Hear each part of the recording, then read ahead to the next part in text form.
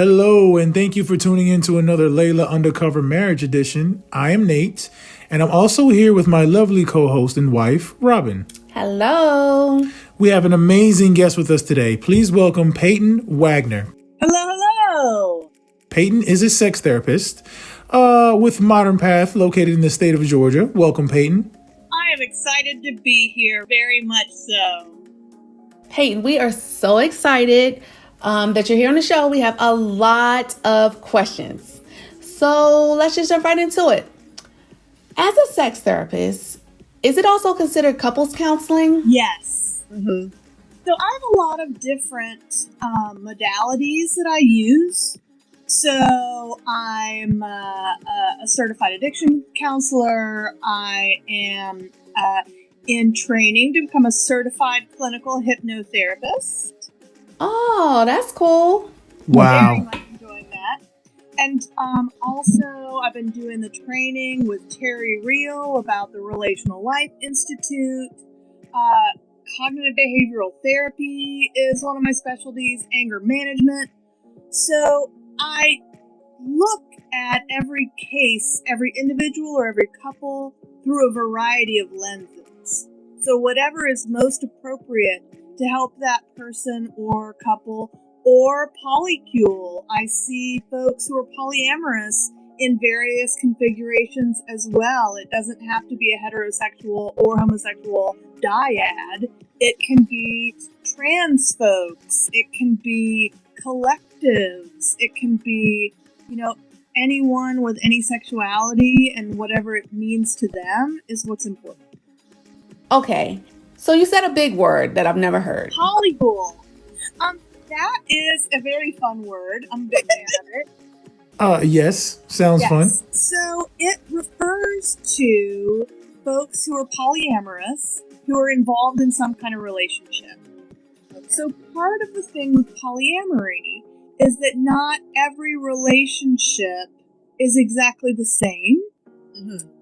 And so it is not necessarily accurate to say, oh, well, it's a group marriage, or, oh, well, this is the primary couple and then they have separate girlfriends and boyfriends or whatever. Like, there are just too many configurations to describe.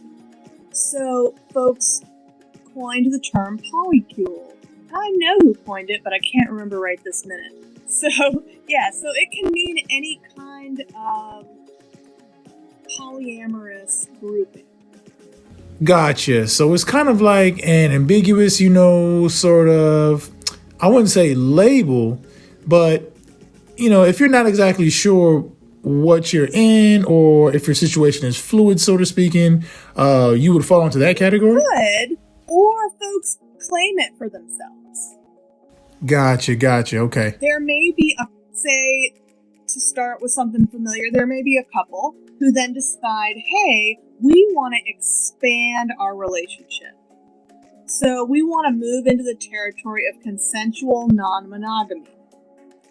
So they decide to open their relationship, and each of them, perhaps, or maybe only one of them, pursues other relationships.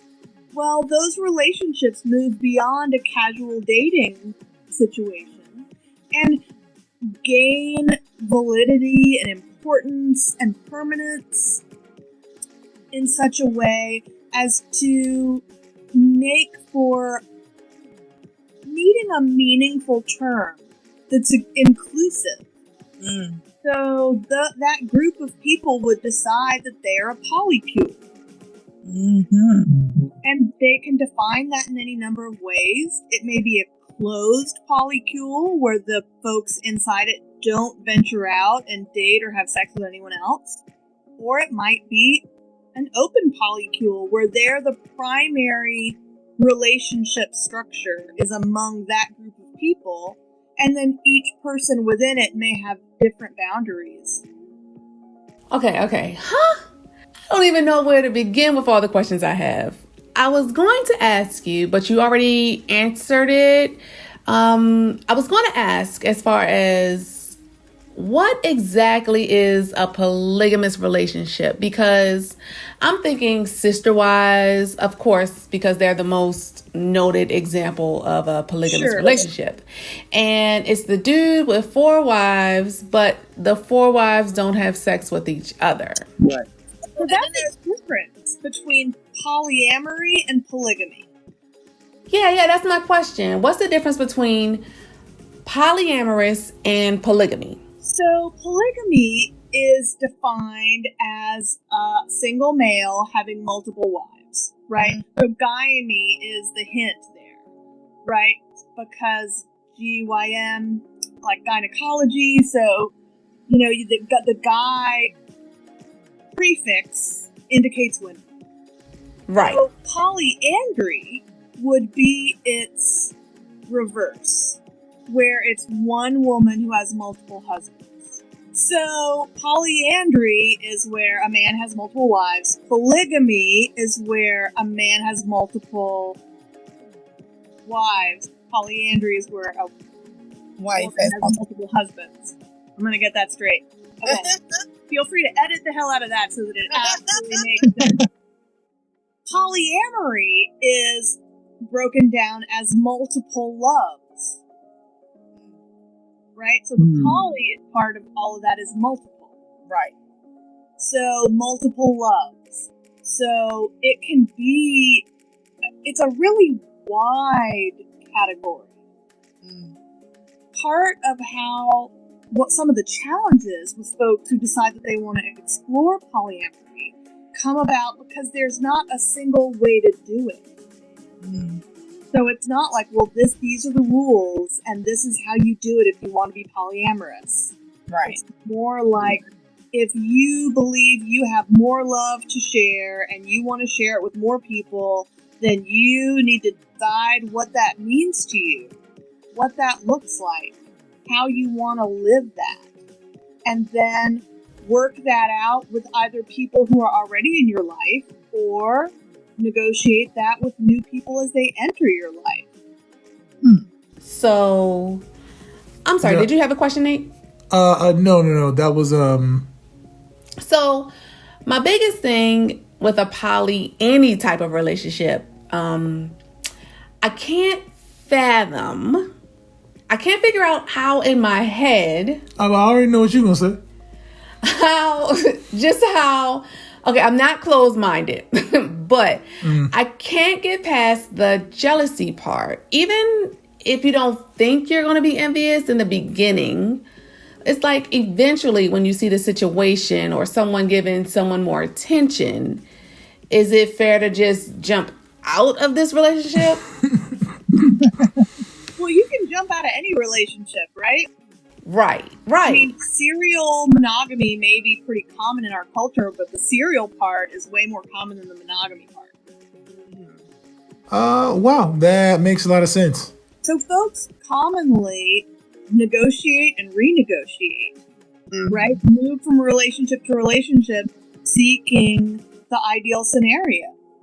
And that's one of the things that folks who identify with polyamory really like about it, is the part where you don't have to find the embodiment of all things you want and need from a single person. So maybe you have a person in your polycule who really loves taking care of the children and wants to be a stay-at-home parent. Maybe you have a member of your polycule who's highly motivated and dedicated their career and really wants to create wealth to support their family, right? Like sometimes there's a perfect pairing, but sometimes you need more than 2 people, right? We need more than 2 people in our lives. I agree with you 100%.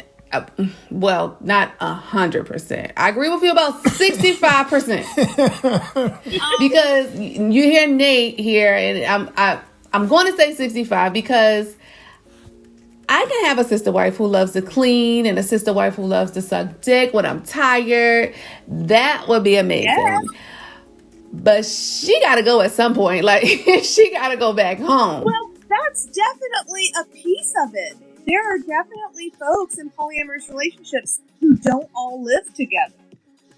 What? There are all kinds of constellations.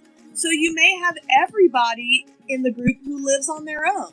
You may have 2 or 3 or more who want to live together, but others who live other places.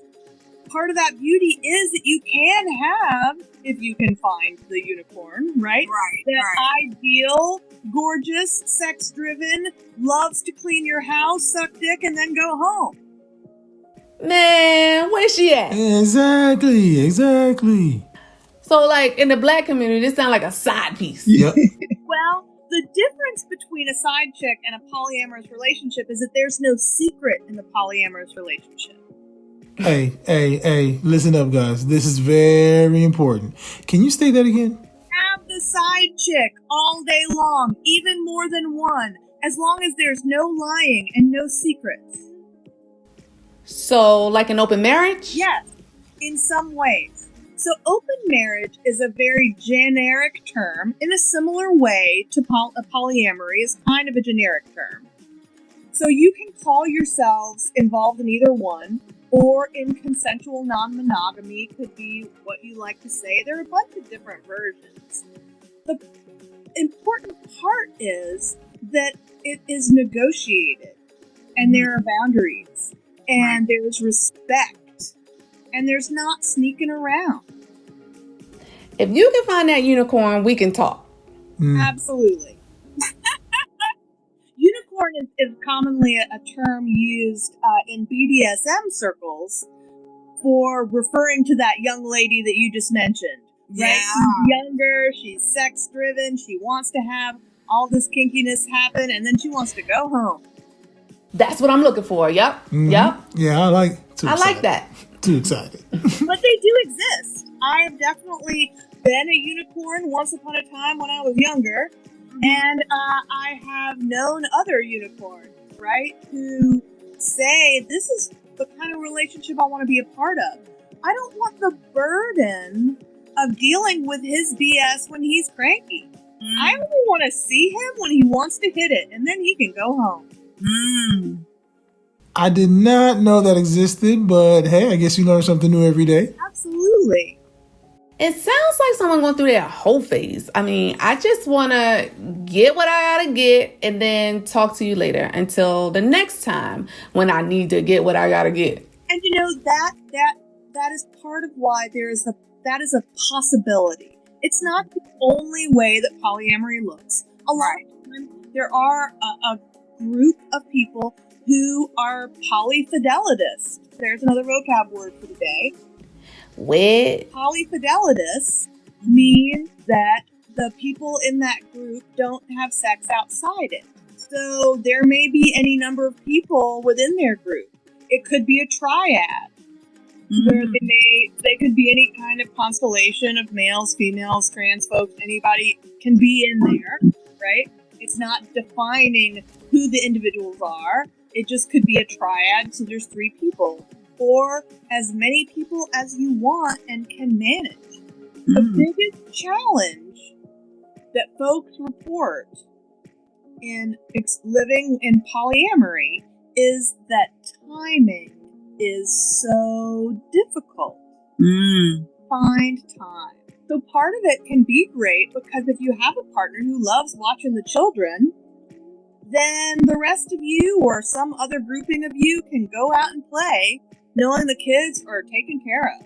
Right? When you got more adults in the relationship who have nurturing, loving relationships with the children, the more babysitters you have.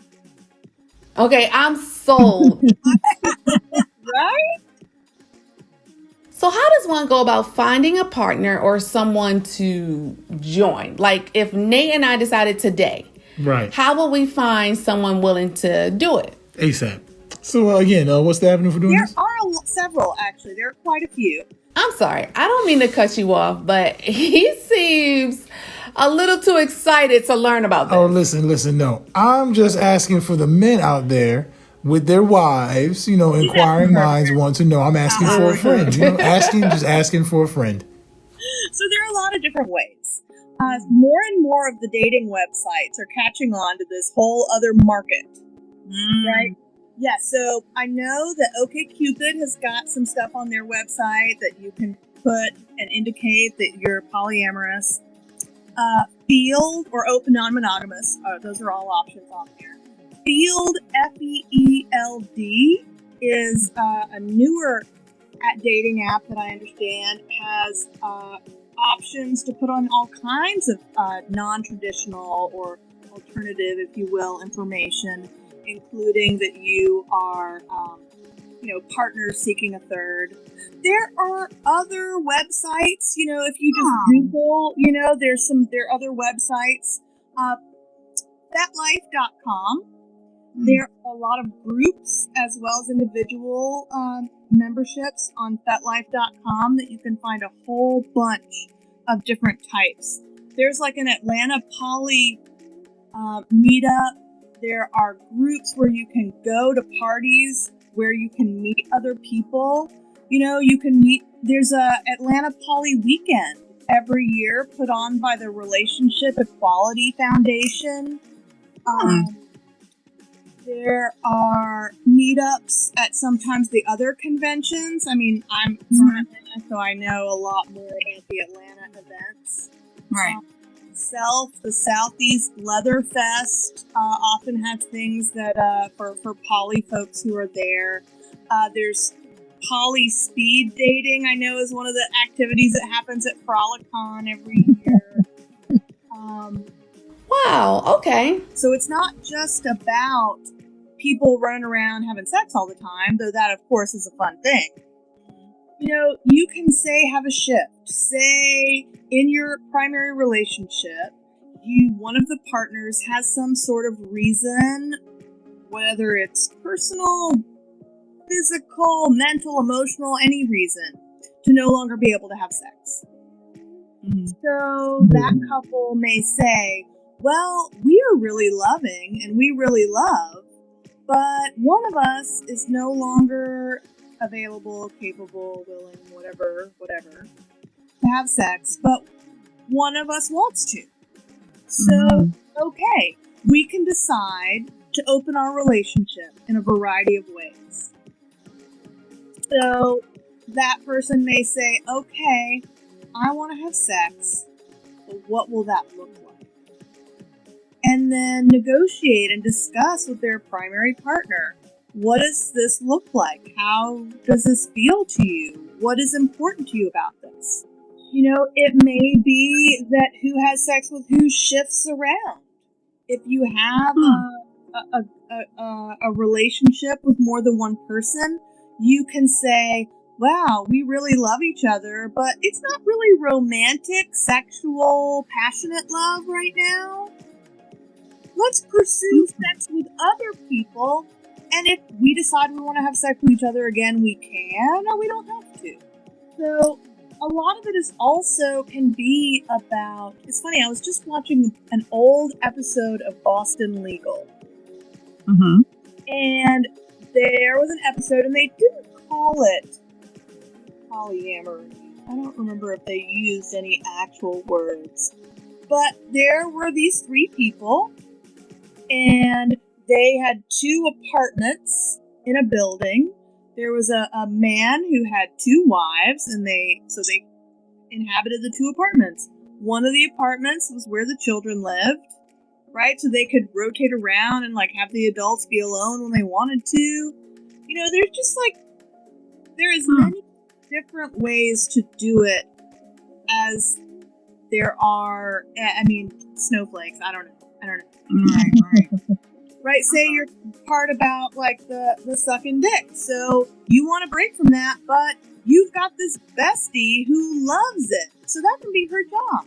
That can be something that she claims priority for. That's something that I love to do. I want to do it all the time. That's what I'm going to do. Gotcha.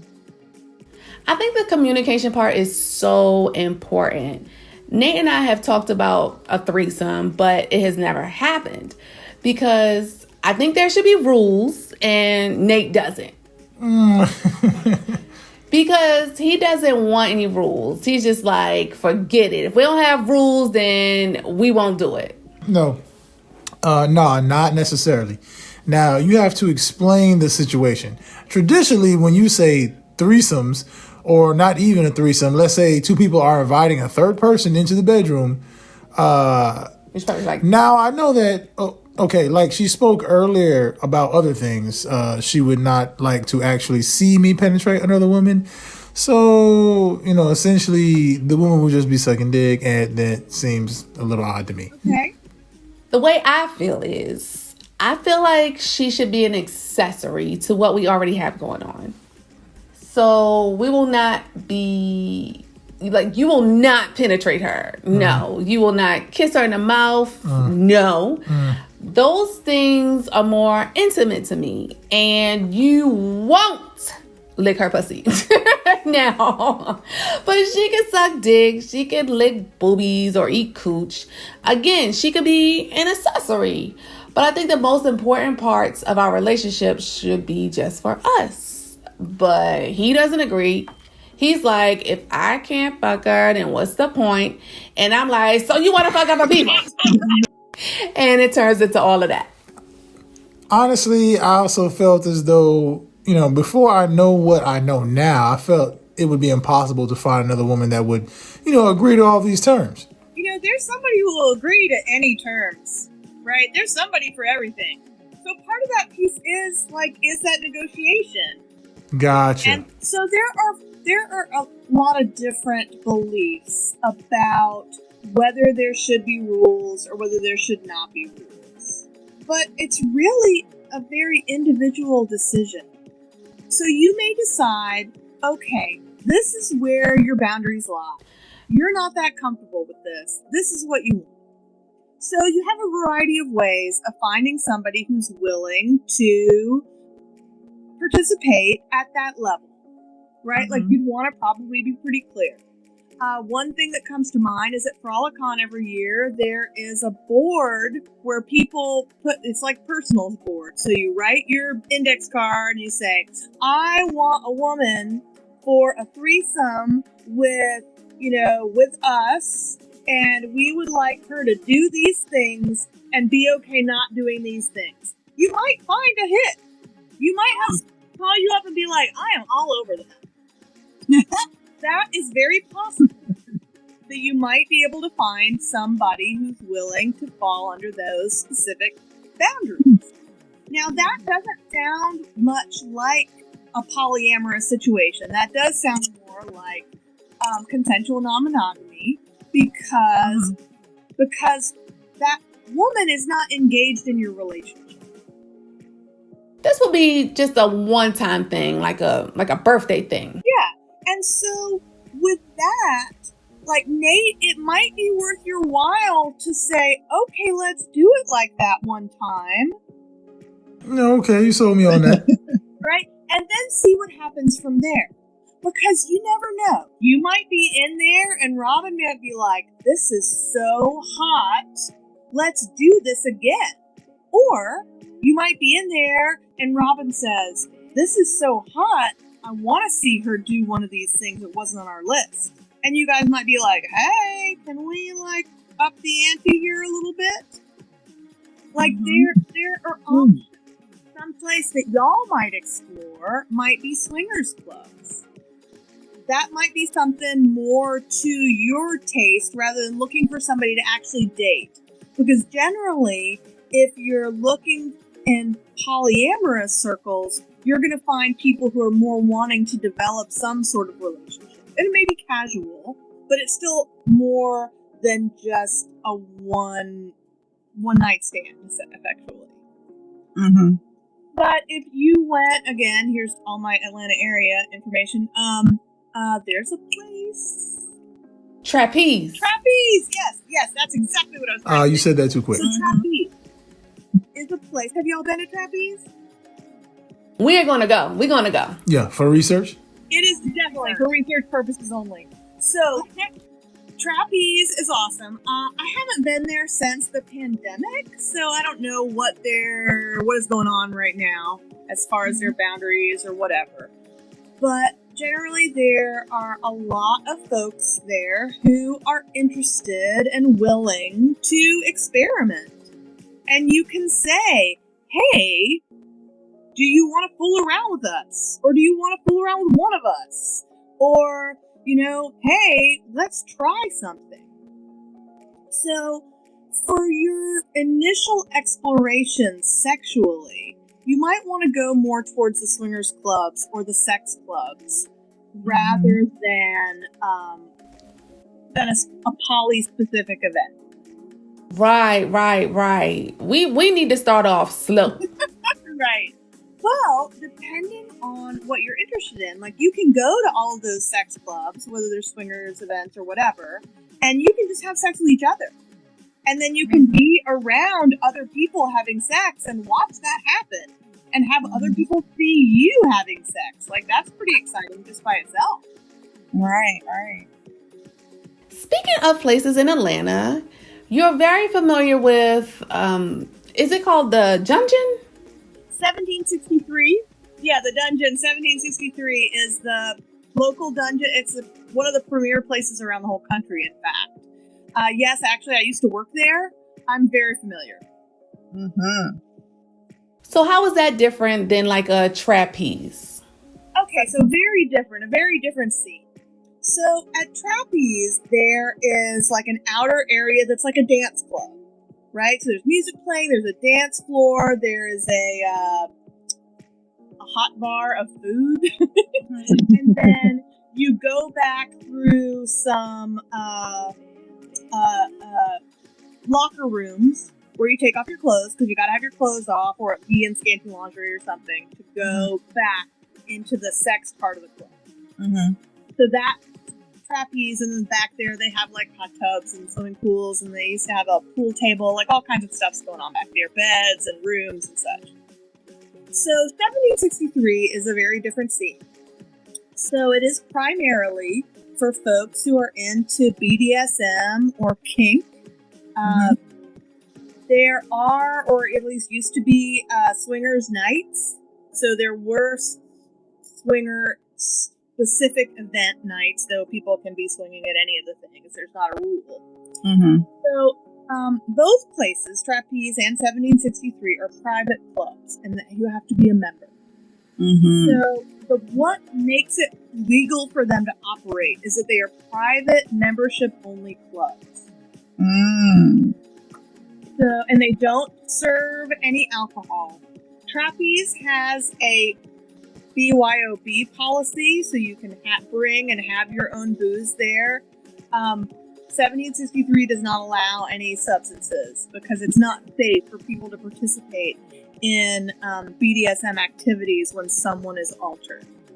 Right, makes sense. So there are also lockers at 1763, so you can go in your street clothes and change, but most folks do go, dressed at least for a night at the club, right? And that may be dressing up to go out dancing outfits, or it may be all leather, or there's some guys who love to wear fancy suits, so they come in their like actual suits. And then you have people running around naked.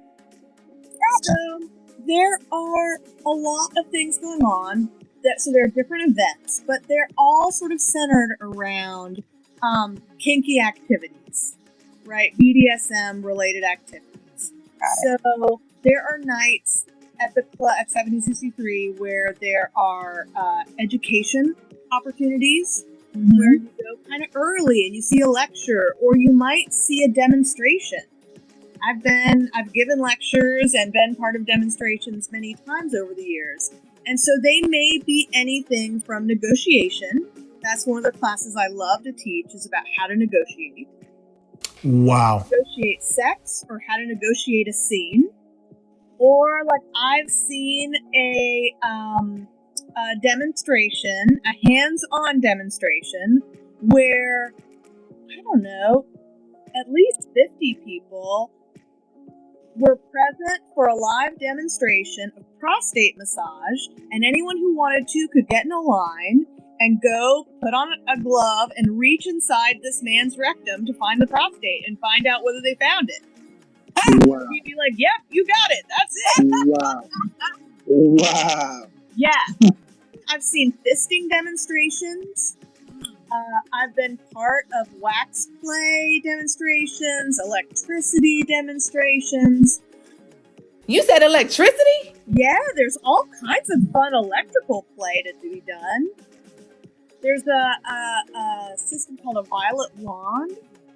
And so the violet wand plugs into the wall, and there are a series of attachments that you can use to translate electricity from the implement to the naked body. And so, depending on how intense it is, there are dials on it to turn it up or to turn it down, and depending on the type of conductor you're using. So I've worn a chainmail dress over nothing else and had the electricity run all through my chainmail dress. How did that feel? Oh, it's awesome. But let me tell you, Mylar is the worst. Don't ever let anybody zap you with Mylar. Mylar? Like balloons are made of, that silvery stuff balloons are made of. There are also like pom-poms made out of Mylar. Yeah, I know exactly. Okay, I got you. Right, it translates electricity like, oh, ow, ow, ow. So we sell a sex toy like that, but it's just like a buzz. Nothing like what you're talking about. But it gets the job done for beginners. So get your toys at LaylaUndercoverToys.com. Oh yeah, there's some intense stuff that happens, that can happen. There are rooms at 7063. There's a medical room, so it's set up like a doctor's office, right? So it's got like a table with the stirrups in it and stuff. So you can go have a medical scene in that room. There's a room that is dedicated to long tail whips, because in a room with a crowd, you can't be throwing, a long tail whip without possibly hitting somebody behind you. So there's a dedicated space for that. There used to be a dress-up room for folks who wanted to dress up in women's clothing and wear wigs and stuff. There has been there are a lot of different like spanking benches. So there are benches that you can kneel on and have your upper body supported so that you can be spanked or have your back struck with a variety of implements. There's all kinds of stuff. An Andrew's cross. There's a big wooden table. You can have somebody laid out on, or more than one. Woo! That sounds like a good time. As a voyeur though. You can absolutely go just as a voyeur. There's no rule that you have to participate in anything. Everything is very much about consent. There are dungeon monitors who are trained to supervise, and they have a little badge so people can tell who they are, and they circulate throughout the dungeon, keeping an eye on things, making sure that people are being respectful and following the guidelines and being safe, whatever that looks like within the context where folks know they're taking risks. I love it. So there is a big shower, and it's like at least 10 feet across, probably. It's like a big shower. And so sometimes people set up in there because they might do blood play. So you don't want to be flinging blood around in the main dungeon where somebody else could get it on them. Nobody wants that. Question, is this real blood, or explain? I need an explanation. So some people really like play that involves blood being drawn, like their actual blood from your body. So I know someone who has a lot of experience with caning. And so people will actually get her to use like this. This is not, this is just a wooden dowel. I just happen to have a wooden dowel within reach. Right. You just happen to have one next to you, huh? So there are also very many other elaborate types of canes, but your basic idea is, right, a stick. Right. And so one can take a stick and strike someone else's body until they bleed. That is possible, and some people really like it. Yeah. Other blood play, some people like knives, right? Not like eviscerating, bleeding enough to go to the hospital, nothing dramatic. Right. You can make a surface cut that bleeds some, that doesn't do any actual damage to your body, other than a little cut, right? We've all had little cuts. Right. Some people really enjoy that. Sometimes the cuts are in a design, right? Because people want scars, or they just want a design on them for a little while. So, question. Let's just say I want to try kink. How would I present this to my husband? Yes, please elaborate. So there's a book. There are a lot of beginning books. One that I really like is called Screw the Roses, Send Me the Thorns. So that book has a lot of stuff about beginning and trying out a lot of different things. So you can easily go to your husband, right, and say, hey, I want to try some new sexy stuff. And now his ears are pricked, right? He's like, what does that mean? So, and just say, I'm interested in some impact play. I want to see what it feels like to be hit with something, maybe like this. You can go online and, if you, again, Google cane, you're going to get some old men wandering around canes. Right. If you put in BDSM cane, you're going to get a very different selection. Also, at all these events that I've mentioned today, Frolicon and Self and, oh my goodness, the other things that I've mentioned, even at the Atlanta Poly Weekend, sometimes there are vendors. So there are vendors, and 1763 has had a store at various times over the years. I'm not sure if they do right now, but they do sometimes have vending events. We just had one not too long ago there. So vending events happen multiple times through the year where vendors will come and bring their wares. And there are a lot of people who travel the country going from one event to the next, selling amazing handmade BDSM tools. They're also for sale sometimes at Dragon Con, and that's not even really a big kink event. Right. So there are a lot of different ways to find these implements, and there are a lot of books. There's a set of books called the Topping Book and the Bottoming Book. Right? So you can each have one that fits your interests, and then you can trade, so you can figure out a little bit more about what is going on. There is, if you really want your husband, in this case, to learn some skills, there will soon be another opening of the Atlanta Mentorships Coalition Dominance Training Course. And so it will be, and you can find that on FetLife.com. The Atlanta Mentorship Coalition offers a training. And so each month, or maybe every other month right now, there's a class. And so the person in training goes to the class, preferably bringing their own submissive to practice on. But you can ask for help if you don't have someone who can go with you, and they'll try to help. So they can't and there will be a lecture, and there will be a demonstration, and then there will be some opportunities for hands-on practice to try a variety of different BDSM activities and learn over the course of the year how to embody dominance, how to lead a scene, how to use various implements, and how to practice with them so that you don't do any actual damage. And it can be men or women. Men or women can be dominants. It doesn't have to be.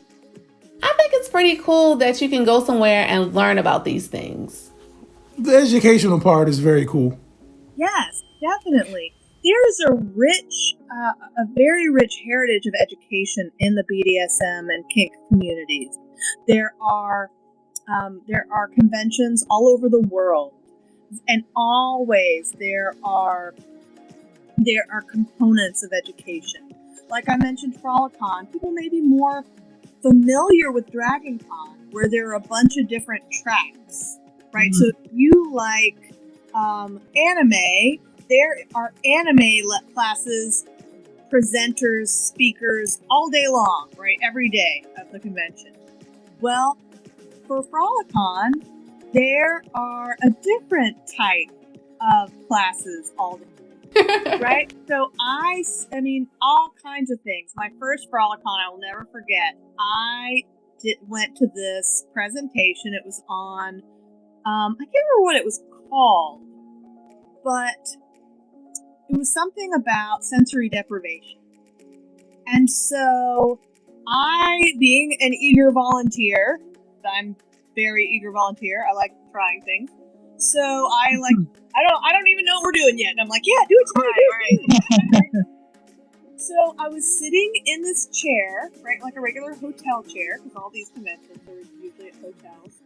And they took vet wrap, which I don't know if you're familiar with, but is used often by vets to wrap up wounds or injuries on animals because it doesn't stick to your hair, but it'll stick to itself.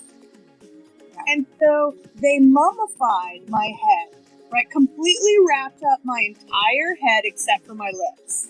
Mm.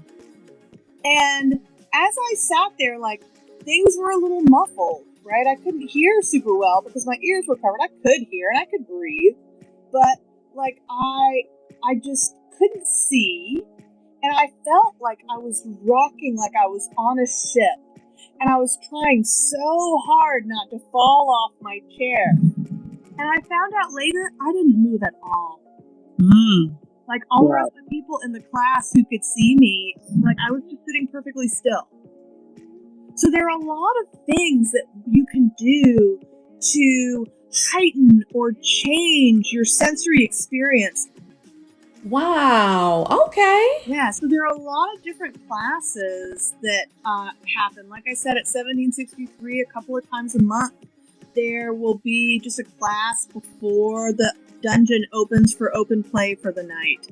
There are also, different events at 1763 throughout the year that are educational. Plus, there is, like I mentioned, the other local conventions. And there are clubs all around the country and the world. Mm-hmm. Okay. That's eye-opening. I'm going to switch topics just a bit. Sure. So why would a couple or anyone come to see a sex therapist?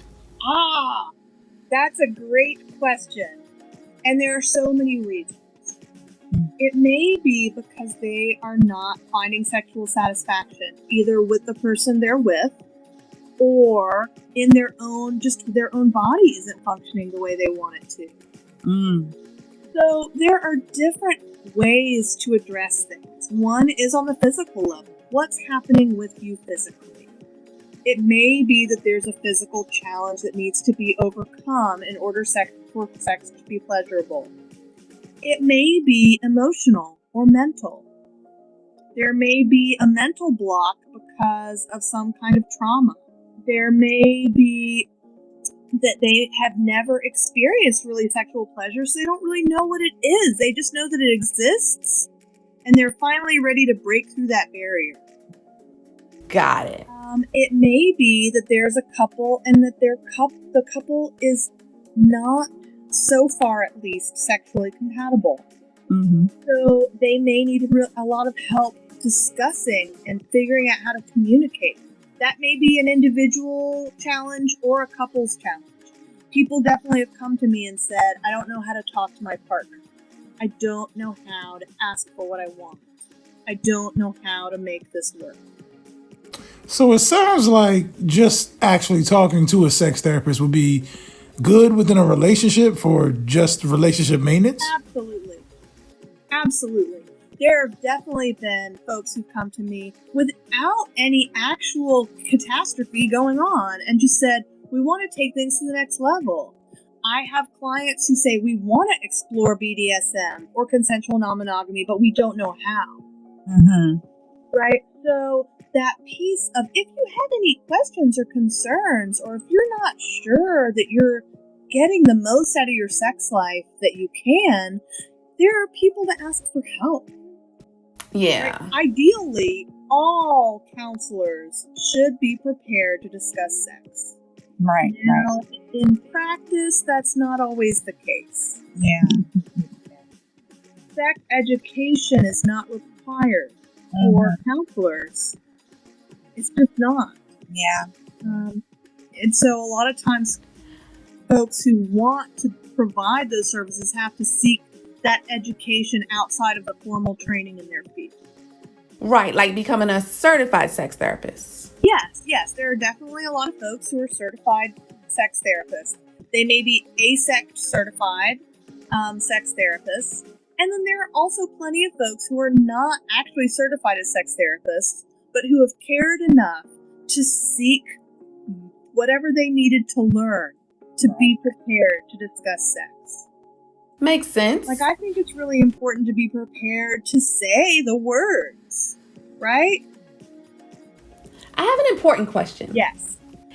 As a sex therapist, assuming you have talked to a lot of people about sex, can you share just one of the most unique, interesting, weird situations a couple or anyone has come to you with regarding sex therapy?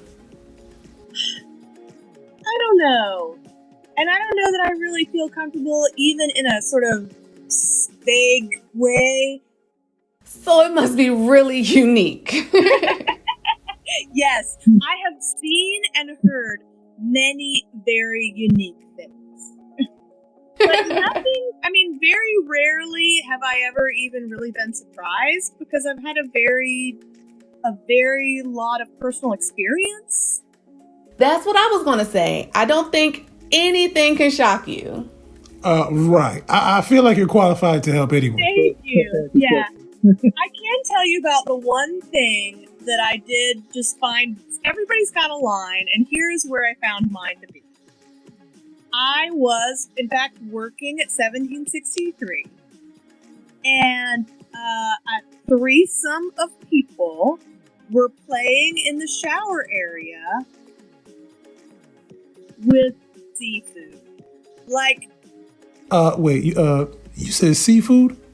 Like fish from the sea? yes, squid, fish, whole fish, a whole live squid. Okay. Flirting in this woman, and while I support their right to do whatever they enjoy, I definitely do not want to do that. I will not be participating in that.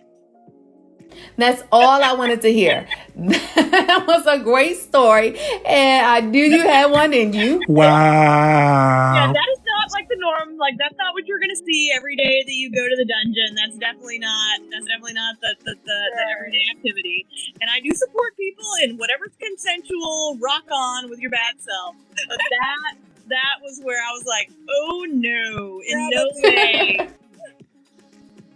Okay, so if anyone is interested in meeting with you regarding sex therapy or just counseling, addiction counseling, or anything in general that you may be able to assist with, how can they reach you? Okay, so they can look me up at modernpath.net.